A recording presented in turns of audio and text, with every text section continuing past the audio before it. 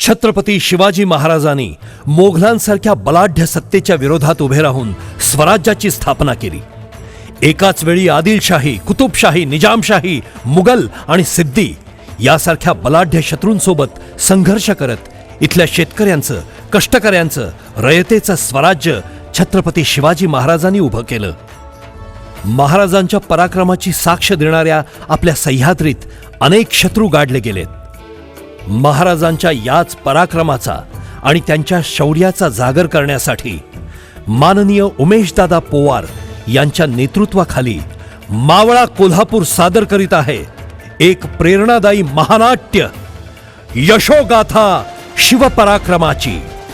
यशोगाथा शिवपराक्रमाची.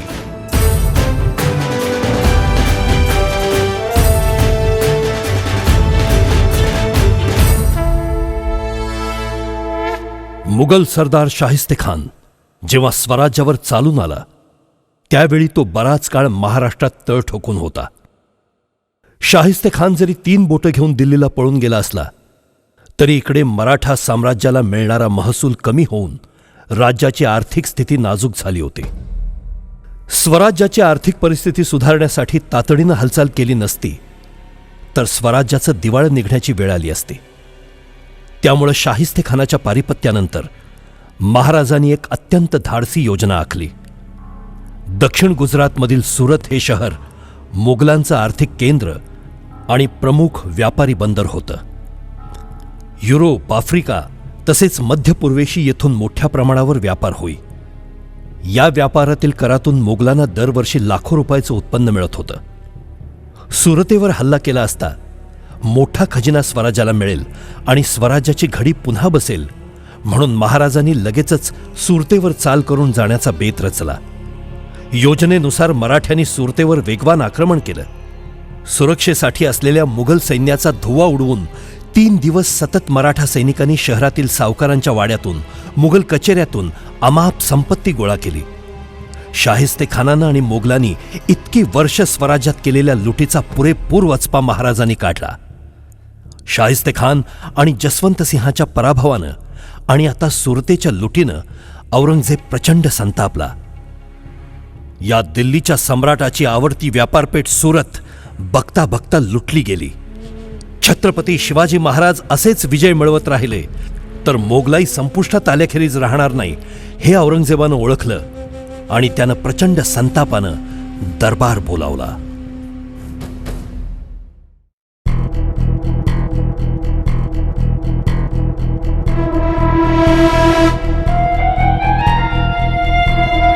शिवा शिवा ये शिवा, गौरतलब खान, अफजल खान और हमारे मामू जान शाहिस्ता खान, ऐसे बड़े बड़े सूरमाओं को ढेर कर दिया उस शिवा ने.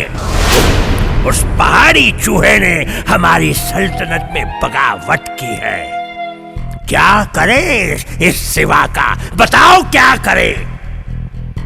क्या यहाँ कोई नहीं है जो उसे रोक सकता है? अगर उसे रोका नहीं गया तो यहाँ तक पहुंच जाएगा, दिल्ली तक. हुजूर आलम वो ऐसा बिल्कुल नहीं कर सकता. वो बखूबी जानता है कि यहाँ आलमगीर बादशाह उसे नेस्तनाबूद कर सकते हैं. इतनी बड़ी फौज है हमारे पास, फिर भी ऐसा क्या है उसके पास जो हमसे टकराने की हर बार जुर्रत करता है वो? हजरत आला, आपकी इजाजत हो तो उस बागी सेवा का सर काट के आपके कदमों में डाल दूंगा. अरे हटो, हमारे मामू जान शाहिस्ता खान जैसे बड़े सूरमा कुछ कर नहीं पाए तो तुम क्या कर लोगे? गुस्ताखी माफ हो हुजूर. फिर वो कौन सुरमा है जो सिवा के बगावत को चूर चूर कर देगा? हमने ये तय किया है कि इस बार उसे मेरे सामने लाने कौन जाएगा. मिर्जा जय सिंह, ये काम, ये मुहिम हम आपको सौंपते हैं. हम उम्मीद करते हैं कि आप हमें नाराज नहीं करेंगे. आपने हमें जो सम्मान दिया है उसके लिए मैं आपका शुक्रगुजार हूँ जहांपना. सारा हिंदुस्तान आपको जानता है. बलूचिस्तान से लेके बीजापुर तक कंधार से लेके बंगाल तक ऐसी कौन सी जगह नहीं जहां आपकी शमशेर ने खून की नदियां नहीं बहाई हो। ये आपका ही कर्म है हुजूर आलम। इस हौसला अफजाई के लिए बहुत शुक्रिया। तो क्या हम ये उम्मीद कर सकते हैं कि आप जल्द से जल्द उस बागी सिवा को हमारे सामने हाजिर करेंगे? हुजूर, वो दिन अब दूर नहीं, सिवा घुटने पर रेंगता हुआ आपके सामने हाजिर होगा। हमें आपसे यही उम्मीद है। अब आप ये समझो कि हमारी इज्जत आपके हाथ में है। हमें वो काफिर सिवा किसी भी हालात में हमारे सामने घुटनों के बल रेंगता हुआ चाहिए। यकीनन हुजूर, आप बेफिक्र रहिए। आप जितनी चाहो उतनी फौज ले जाओ, लेकिन जल्द से जल्द दक्खन रवाना हो जाओ। जहां पना के हुक्म की तामील होगी। और एक बात, आपके साथ ये खान दिलेर खान भी जाएगा। जो हुक्म जहां पना, मुगलिया सल्तनत के लिए ये दिलेर खान अपनी जान तक लुटा देगा। तकलिया।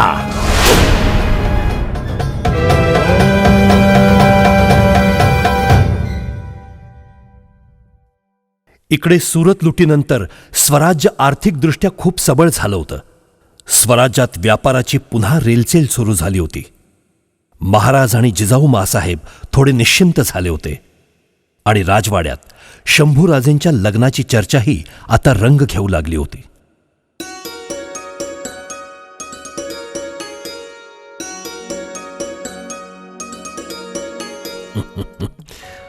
जगदंब जगदंब. युवराज, आपला सराव सुरू आहे ना? हो आबासाहेब. शंभूराजे आता मोठे झालेत, त्यांचं लग्न केलं पाहिजे. मला नाही करायचं लग्न. लग्न नाही करणार तर मग काय करणार? आम्ही स्वराज्याचे काम करणार, मोगलांशी लढणार. शंभूराजे, अजून तुम्ही लहान आहात. आम्ही अजून लहान आहोत? नाही नाही, आम्ही मोठे झालो आहोत आऊसाहेब. शंभूराजे, आऊसाहेबांना तुम्हीच काय, आपले महाराज पण अजून लहानच वाटतात. आऊसाहेब, आबासाहेब तुम्हाला अजून लहान वाटतात? शंभूराजे, माया वेडी असते. तुम्ही बाप झालात ना, मग कळतील तुम्हाला या गोष्टी. आम्ही बाप होणार, मग स्वराज्याचे काम कोण करणार? शंभूराजे, स्वराज्याचा अर्थ काढायला तुम्ही अजून लहान आहात. आबासाहेब, आम्ही तलवार चालवतो, पट्टा फिरवतो, धनुष्यबाण फेकतो, रपेट करतो, लिहायला वाचायला शिकतो आणि तुमच्या मसलतीही ऐकतो. आम्ही गडिमास कसे पळवून लावावे फक्त हाच विचार करत असतो. वा वा वा शंभूराजे वा. अहो, तुम्ही तर अक्षय महाराजांच्या पावलावर पाऊल टाकून चालायला लागलाय बघा. अहो, समजा आयुष्य सरलं तरी स्वराज्यासाठी लढायचं असतं हे काही जणांनी कळत नाही. पर तुम्ही आपल्या बोबड्या बोलानं आम्हाला हे ऐकवलं. लई ग्वाड वाटलं बघा, ऊर भरून आला. इतकं सारं कळतं शंभूराजांना, म्हणजे यांचं लग्नाचं वय झालं हेच खरं. आऊसाहेब, आम्हाला लग्न नको. शंभूराजे, लहानपणी सगळे असेच म्हणतात, पण एकदा लग्न झाले आणि पत्नी घरी आली की संसारात डुंबून जातात. पण आऊसाहेब, आबासाहेब तरी कुठे असतात घरात? शंभूबाळ, आमचं सगळं वेगळं आहे. एक थोर सुंदर शिल्प उभारण्यासाठी आम्ही आमची ऐन उमेद खर्ची घातली. आमचं सगळं आयुष्य आम्ही रयतेसाठी आणि या स्वराज्यासाठी वेचलंय. पण हो, आता नीट ऐका. आमचं बोलणं, आमचं वागणं या सगळ्यावर बारीक ध्यान ठेवा. आम्ही ते सगळं करू, पण आबासाहेब आम्हास लग्न नाही करायचं. खूप कर्तबगार होणार शंभूराजे. नक्कीच पंत, आमची खात्री आहे पंत. पुढे जाऊन नुसत्या शंभू बाळांच्या नावानं सुद्धा त्या गनिमांचा थरकाप उडेल. मुजरा राज, बोला बहिर्जी, काय खबर बात? राज राज लई वंगाळ खबर आहे. मिर्झा राजे जयसिंग 80,000ची फौज घेऊन स्वराज्यावर चालून यायला लागलाय. राज, काय सांगताय काय बहिर्जी? जगदंब जगदंब.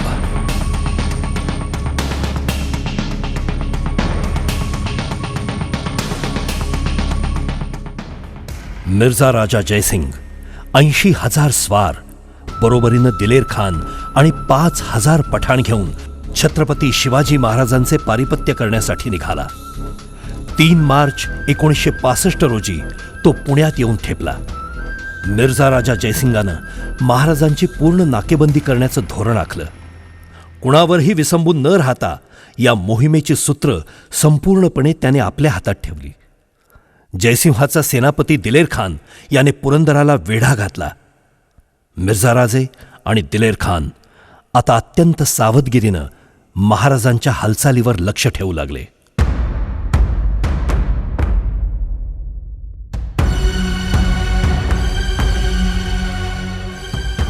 राजा जी, हम ऐसे ही हाथ पर हाथ रख के बैठेंगे तो ये सिवा हमारी भी हालत शाहिस्ते खान जैसी कर देगा. आप अब तक भूले नहीं वो बात?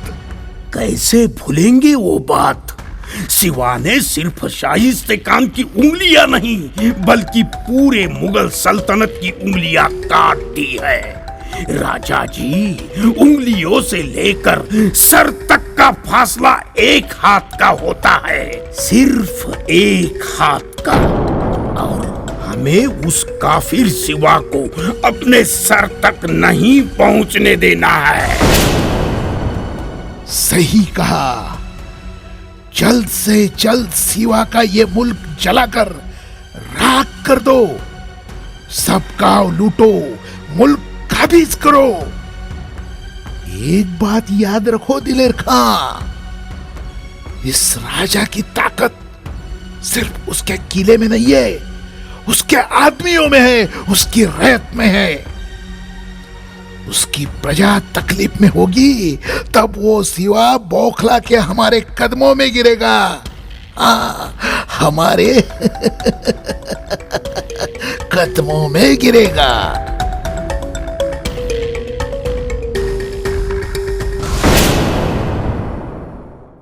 राज, दिलेर खानाचं सैन्य वज्रगडापर्यंत पोहोचलंय.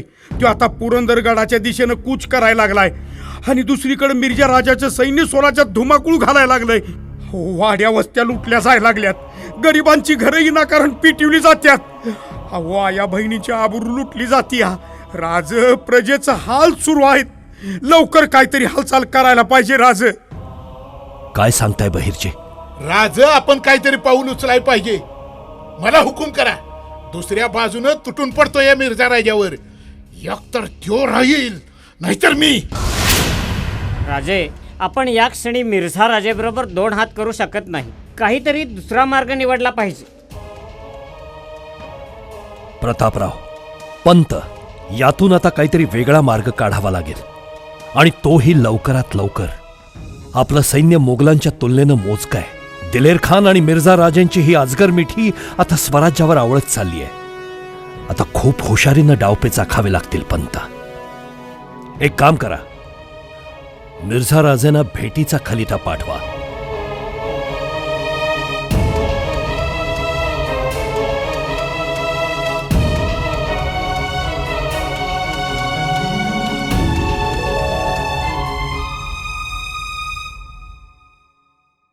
राजा जी, शिवा का वकील आया है. भेज दो उसे अंदर.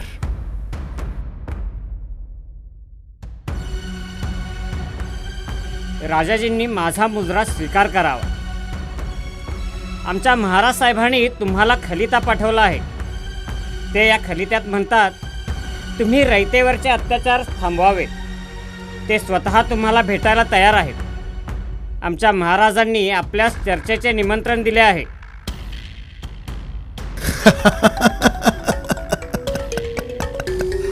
हमें ये न्योता मंजूर है.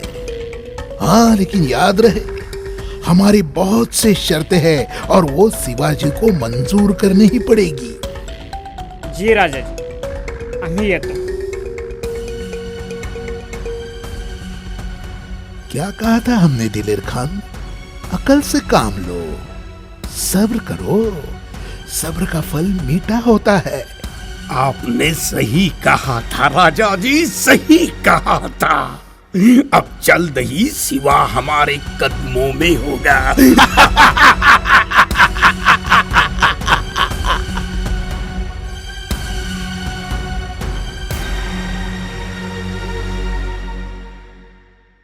मिर्झा राज, बोला बहिर्जी.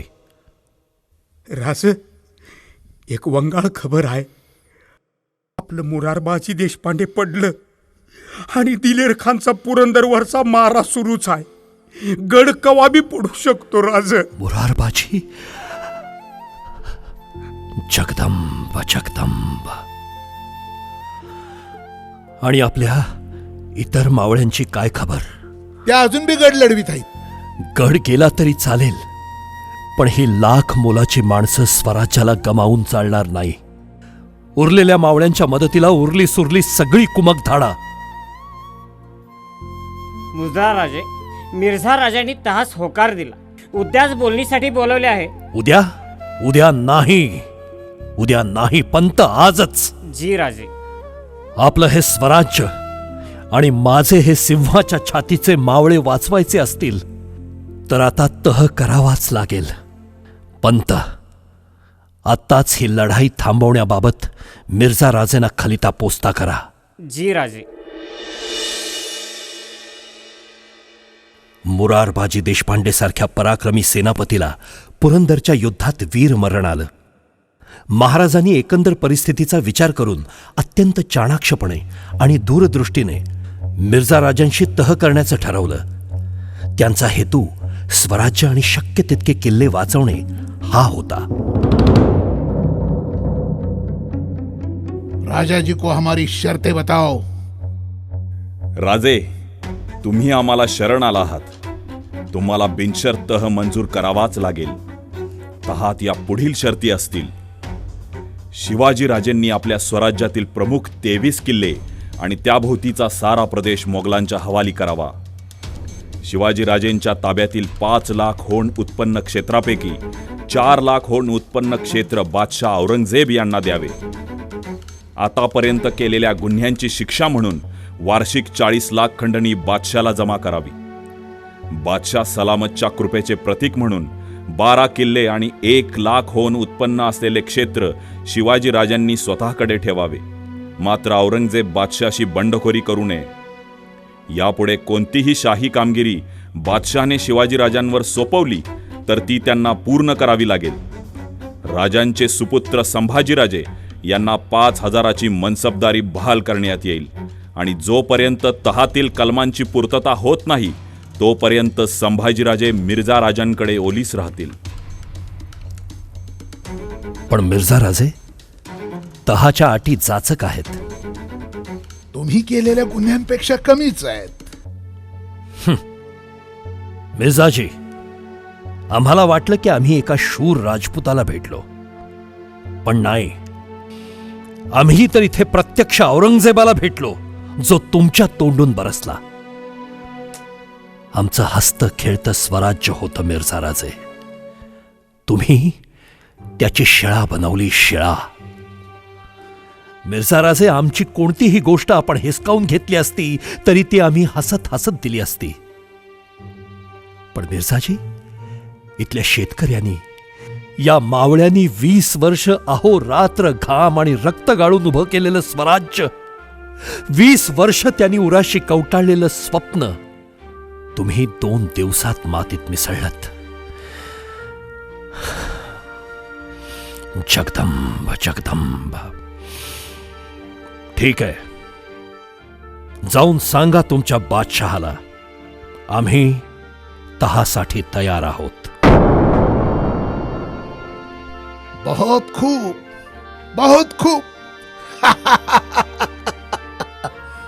हमें आपसे यही उम्मीद थी.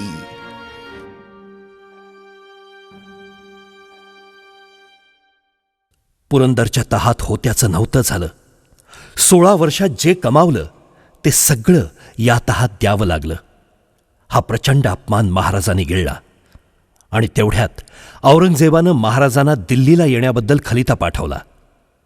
पुरंदरच्या तहामुळं महाराज कोड्यात अडकले होते. आग्र्यास न जावं तर औरंगजेब संतापून स्वराज्यावर पुन्हा आक्रमण करेल, आणि आग्र्यास जावं तर तो दगाबाज बादशाह केव्हा दगा देईल हे सांगता येत नाही. अशा विचित्र परिस्थितीमध्ये महाराज अडकले होते. आणि ही कोंडी फोडण्यासाठी त्यांनी आग्र्याला जाण्याचा धाडसी निर्णय घेतला. स्वराज्याची जबाबदारी माँसाहेब जिजाऊ यांच्याकडे सोपवून महाराज दिल्लीमध्ये दाखल झाले. त्यांच्यासोबत 9 वर्षाचे संभाजीराजे देखील होते. दिल्लीत शाही दरबारात मात्र प्रत्यक्ष महाराजांचा, या सह्याद्रीच्या सिंहाचा प्रचंड अपमान औरंगजेबानं केला. दरबारातील या अपमानानं राजांचा पारा चढला. त्यांनी तिथल्या तिथे औरंगजेबाला आणि मुघल सरदारांना आपल्या स्वाभिमानी बाण्याचं दर्शन घडवलं. महाराज वाघासारखे चवताळलेले पाहून भले भले मुघल सरदार दचकले आणि धूर्त औरंगजेबानं महाराजांना तत्क्षणी अटक करून आग्र्याच्या किल्ल्यात नजरकैदेत ठेवण्याचा हुकूम दिला. मात्र आपल्या असामान्य बुद्धी कौशल्यानं महाराज तिथून सुद्धा निसटण्यात यशस्वी झाले. आग्र्याहून सुटून परत आल्यावर मात्र महाराजांनी मुघलांशी सौजन्याचं धोरण स्वीकारलं. पुढे काहीच मार्ग दिसत नव्हता. स्वराज्याची विस्कटलेली घडी पाहून महाराज खूप अस्वस्थ होते. राणी साहेब, आऊसाहेब येत आहेत. या आऊसाहेब. राजे कुठं आहेत? आऊसाहेब राजे आपल्या कक्षातील खिडकीत उभे राहून गडकोटाकडे नजर लावून बसलेत. आग्र्याहून आल्यापासून राजे शांत शांत राहू लागलेत. फार कोणाशी बोलत नाहीत, जेवणाकडेही लक्ष नसतं. मला खूप चिंता लागून राहिली आहे. राजे, आऊसाहेब, आयुष्यवंत व्हा, बलवंत व्हा. बलवंत? आऊसाहेब, आम्ही 23 किल्ले तहामध्ये गमावलेत. कसे होणार आम्ही बलवंत? मुघल आवासून उभे आहेत आऊसाहेब, आणि आता तर नष्ट होण्याची वेळ आली आहे.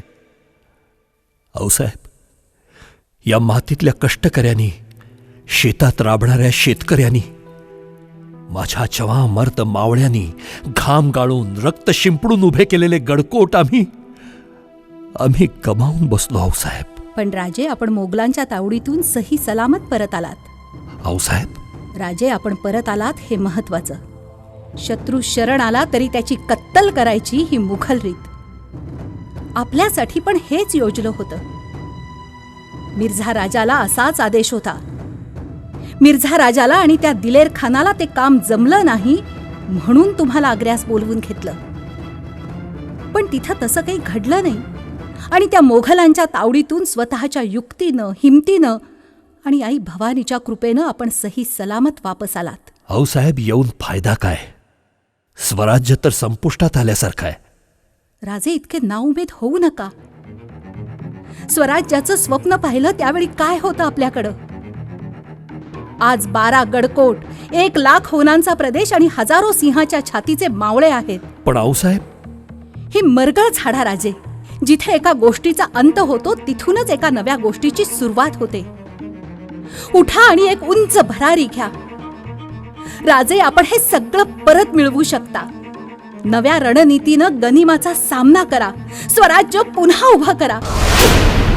राजे, आपल्या रयतेला दुसऱ्याची गुलामी नकोय. आऊसाहेब, आता या स्वराज्याची बांधणी नव्यानं होणार. आम्ही भवानी मातेच्या पायाची शपथ घेऊन सांगतो, हे स्वराज्य पुन्हा उभं केल्याशिवाय तुमचा हा शोभा गप्प बसणार नाही. आऊसाहेब राजे, हे लक्षात ठेवा. आपल्या रयतेला स्वतःचं राज्य हवंय. स्वराज्य, स्वराज्य.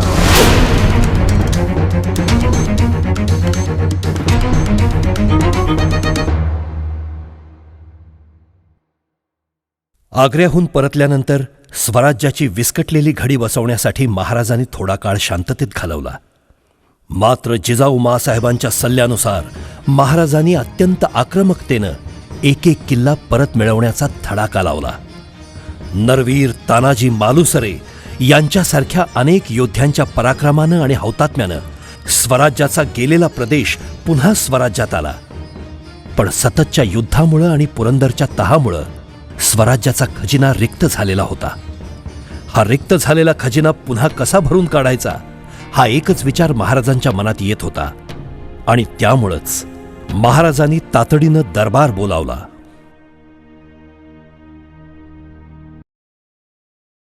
त्या तातडीनं राजाने का बोलिवलं असेल? मला तर वाटतं लवकरच एखादी मोहीम असणार. राज यावेळी कुठली बी मोहीम काढू द्यात, या मोहिमेवर मीच जाणार. येसाजीराव, का आम्ही नाही वय? हे पहा, राजे आलेच.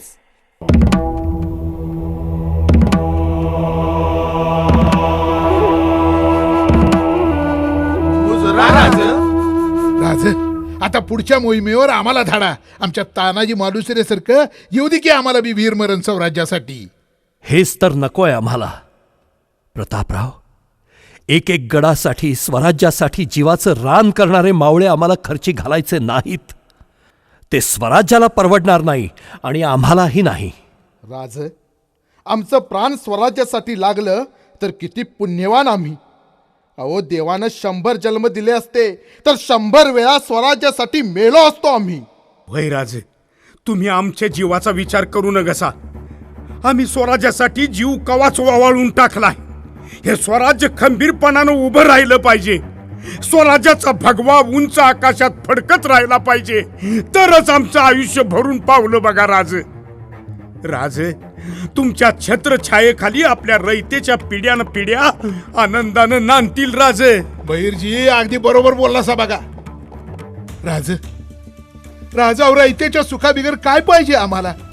स्वराज्य डौलात उभं राहिलं तर कृष्णा कुलकर्णी सारख्या कुठल्या शेंडीवाल्याची आणि त्या अफजल सारख्या कुठल्या दाढीवाल्याची टाप राहणार नाही. स्वराज्याकडे वाकड्या नजरेनं बघायची. प्रतापराव, तुमचं सगळं म्हणणं पटतंय आम्हाला, पण आपण आता स्वराज्याचे शिल्पकार गमावून चालणार नाही. आता स्वराज्याची पुन्हा नव्याने बांधणी सुरू आहे. किती दिवस आपण एक एक गडकोट घेत बसायचं? स्वराज्याचा खजिना सुद्धा जवळपास रिकामा आहे. पुन्हा स्वराज्य मिळवायला खूप काळ लोटला जाईल. खूप वेळ आणि खूप पैसाही खर्ची करावा लागेल राजे. आणि ही वाघाच्या काळजाची माणसं, माझ्या तानाजी मालुसरेसारखी. नाही, हे गणित जमणार नाही प्रतापराव. संथ वाऱ्यासारखं वाहत राहिलो तर स्वराज्याची उभारणी कठीण आहे. आता वादळाचं रूप घ्यायला हवं. त्या गनिमाना उद्ध्वस्त करायला हवं. वादळच काय राजे, अहो गनिमासाठी चक्रीवादळ होऊ. काय करायचं ते फक्त सांगा राजे. शाबास बहिर्जी, आम्ही एक योजना आखली आहे. त्या औरंगजेबाची सुरत पुन्हा एकदा लुटायची. काय राजे? होय, सुरत पुन्हा लुटायची. पंत स्वराज्याला दौलतीची गरज आहे आणि सुरते इतकी दौलत अखंड हिंदुस्थानात कुठेच नाही. सुरत म्हणजे कुबेराचं भांडार, रत्नांच्या राशी आणि सोन्याची खाण. जेवढा माल व्यापाऱ्यांकडे आहे तितकाच माल गलबतात आहे आणि तितकाच त्यांच्या गोदामांमध्ये आहे. इंग्रज, युनानी, फिरंगी, अरमानी यांचा बाजार तिथेच चालतो ना. आणि त्याचबरोबर तुराणी, इराणी, अफगाणी आणि अरबी यांच्या करोडोंच्या उलाढाली अजून तिथेच होतात. सुरत ही औरंगजेबाची दुभती गाय आहे. काय बहिर्जी? वय राजे. मग ही दुभती गाय परत आपल्या स्वराज्याच्या दावणीला बांधायची. या मोगलांनी, तुर्कांनी हजारो कोस येऊन आपल्यावर हल्ले केले, आपला मुलूख बेचिराग केला. मग जर त्यांना हे शक्य आहे तर आपल्याला का नाही? आणि आपला हेतू तो अनन्य साधारण महत्वाचा आहे. आपल्याला कुणाला लुटायचं नाही, आपल्याला स्वराज्य घडवायचं आहे. जे आपलं होतं ते परत मिळवायचं आहे. गड्यानं नायकी प्राप्त होणं या दैवाधीन गोष्टी आहेत, पण राज्य उभं राहतं ते आपल्यासारख्या पायकांच्या मनगटावर. चला, सगळ्यांनी तयारीला लागा. हर हर.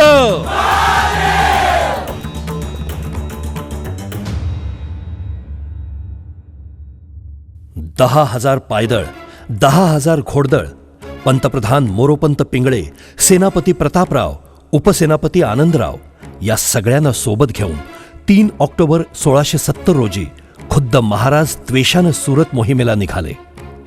20,000 मराठा फौज सुरतेवर पुन्हा हल्ला करेल असं औरंगजेबाला स्वप्नात देखील वाटलं नव्हतं. पण जे शत्रूला अपेक्षित नसतं, नेमकं तेच करण्यात शिवराय तत्पर होते. तब्बल 3 दिवस मराठ्यांनी सुरत लुटली, अमाप संपत्ती गोळा केली. मराठ्यांनी आपला डाव साधला होता. सुरतेच्या लुटीत महाराजांनी आपली नीती मात्र सोडली नाही. कुठल्याही धार्मिक स्थळांना, स्त्रियांना किंवा निष्पाप लोकांना हात लावला नाही. जितक्या वेगानं महाराज सुरतेच्या दिशेनं गेले तितक्याच वेगानं लूट घेऊन ते आता परतीच्या मार्गावर निघाले होते. कुठल्याही परिस्थितीत ही लूट राजगडावर पोचणं गरजेचं होतं. आणि इकडे या लुटीची बातमी औरंगजेबाला कळली.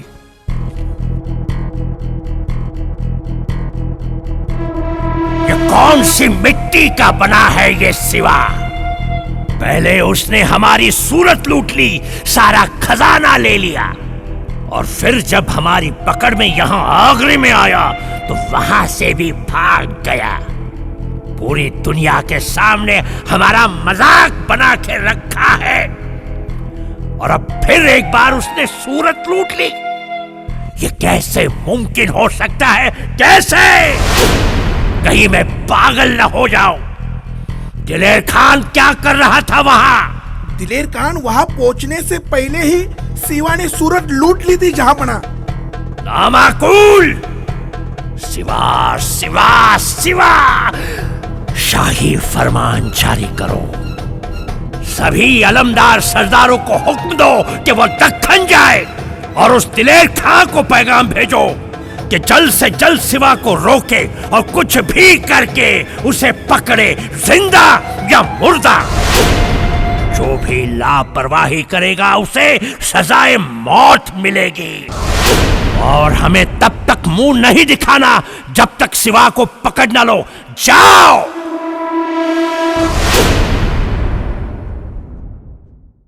दिलेर खान महाराजांना कांचनबारी प्रदेशातील वनी दिंडोरीच्या मैदानी प्रदेशात गाठणार अशी चिन्ह दिसू लागली. शिवरायांनी विविध बलाढ्य शत्रूंना आपल्या सह्याद्रीच्या डोंगर रांगात लोळवलं होतं. पण आता ही कांचनबारीमधील वणी दिंडोरीची लढाई मात्र पठारी भूप्रदेशावर होती. पठारी प्रदेशावर युद्धाचा अनुभव मोगल सैन्याला जास्त होता, आणि त्यात सुद्धा ही लढाई मोगलांच्या ताब्यातील प्रदेशात होणार होती. प्रचंड संख्येनं असलेल्या मुघल सैन्याला रोखून खजिना रायगडावर पोचवायचाच, पण सर्व मावळ्यांसह सुखरूप स्वराज्यात परतायचं, यासाठी वेगळी युद्धनीती आखणं गरजेचं होतं. राज, आपल्याला लगेच निघायला हवं राज. अहो, तो दिलेर खान आपल्याला कुठल्याही वेळेला गाठेल राज. त्यांच्यासोबत फौज किती आहे बहिर्जी? आपल्या परीस तिपटीनं जास्त आहे राज. सगळ्यांनी ध्यान देऊन ऐका.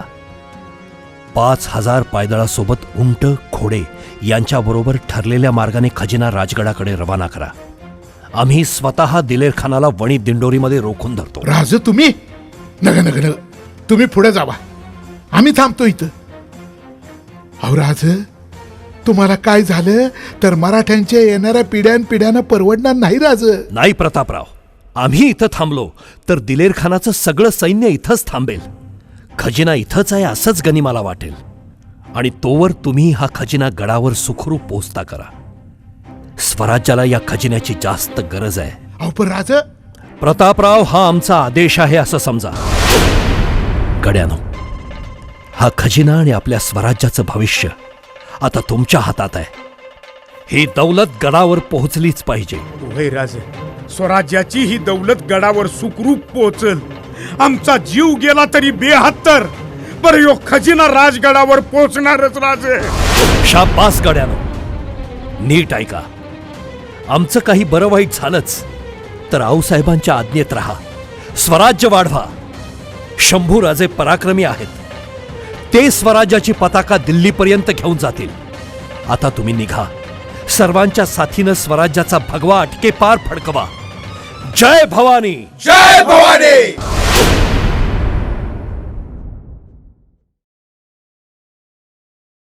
राजांनी खूप बारकाईनं वणी दिंडोरी प्रदेशाचा अभ्यास केला. त्यांनी सैन्याच्या 4 तुकड्या केल्या. एक तुकडी डोंगर रांगेच्या पश्चिमेला वळसा घालून मुघलांवर मागून हल्ला करण्यासाठी पाठवली. स्वतः खिंडीच्या तोंडाशी उभे राहून उरलेल्या 2 तुकड्या डाव्या आणि उजव्या बाजूने हल्ला करण्यासाठी ठेवल्या.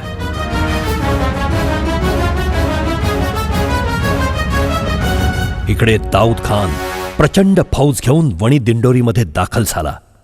17 ऑक्टोबर 1670ला पहाटेच दोन्ही बाजूंचं सैन्य युद्धासाठी तयार झालं. सकाळ होता होता घनघोर युद्ध सुरू झालं. हर हर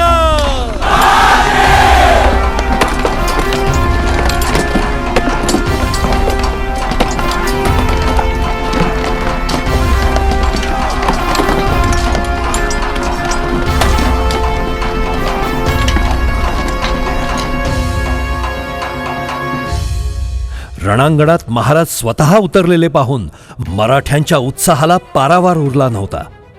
स्वतः चिलखत घालून तलवार घेऊन रणांगणात उतरलेल्या महाराजांबरोबर मराठे अतिशय त्वेषानं लढले.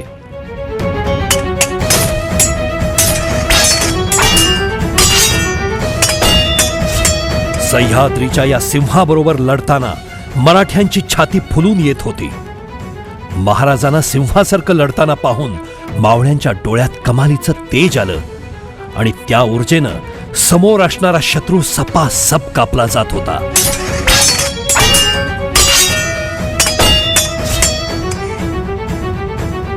गतिमान अशा मराठी घोडदळानं डोंगराला वळसा घालून तिन्ही बाजूनी गनिमांच्या नकळत गनिमांना वेढून टाकलं. प्रतापराव, व्यंकोजी दत्तो, आनंदराव यांच्या पराक्रमापुढे मुघल सरदार नांगी टाकू लागले. मुघलांचे सरदार एकामागून एक रणात कोसळू लागले.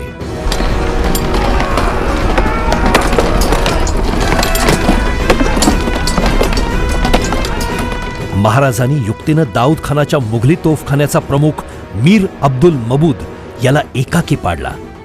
त्याचा आणि मुघली सैन्याचा संपर्कच तोडला. तोफखाना मराठ्यांनी काबीज केल्यामुळं मुघली सैन्याचा धीर खचला. जखमी सरदारांना कसंबसं वाचवत मुघली सैन्यानं अक्षरशः पळ काढला. 2 प्रहर चाललेल्या या लढाईमध्ये दाऊद खानाचा पूर्ण पराभव झाला. या मैदानी युद्धात राजांनी जी व्यूहरचना केली ती अजोड होती. महाराजांनी आपले असामान्य रणकौशल्य दाखवत स्वतः या युद्धाचं यशस्वी नेतृत्व केलं. पण युद्धातला विजय साजरा करण्यात वेळ काढणं हे शिवप्रभूंच्या स्वभावाविरुद्ध होतं.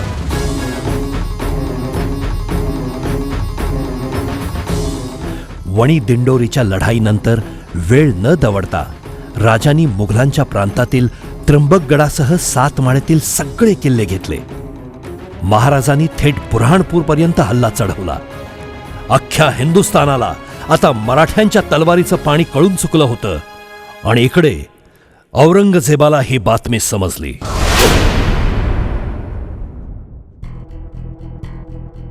जहांपना, उस सिवा को फतेह हासिल हुई. क्या ये मैं क्या सुन रहा हूं? या अल्लाह, हमसे ये क्या गुनाह हो गया जो हर बार उस सिवा को फतेह अता की तुमने. ये दिन देखने से पहले हमें मौत क्यों नहीं आई? शिवा, शिवा, शिवा! प्रौढ प्रताप पुरंदर क्षत्रिय कुलावतंस सिंहासनाधीश्वर राजाधिराज श्रीमंत श्री श्री श्री छत्रपती शिवाजी महाराज की.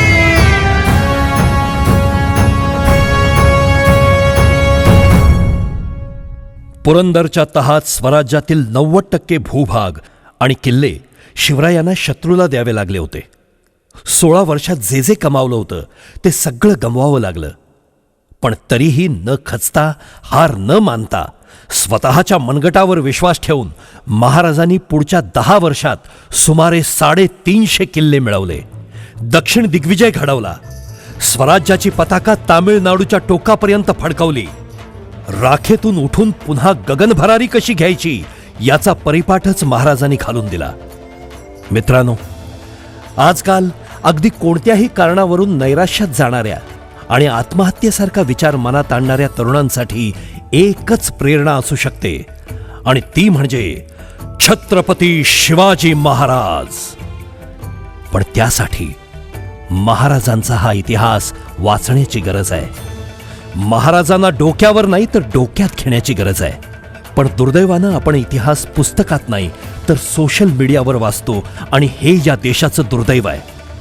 कुठल्याही नेत्यांच्या, राजकीय पक्षाच्या नादाला लागून धार्मिक दंगलीमध्ये अडकण्यापेक्षा आपण फक्त छत्रपती शिवाजी महाराज वाचले तर आपलं उज्ज्वल भविष्य घडू शकतं. छत्रपती शिवाजी महाराजांचा हा प्रेरणादायी इतिहास आपल्यापर्यंत पोहोचवण्याचा मावळा कोल्हापूर या संघटनेचा हा छोटासा प्रयत्न. जय शिवराय.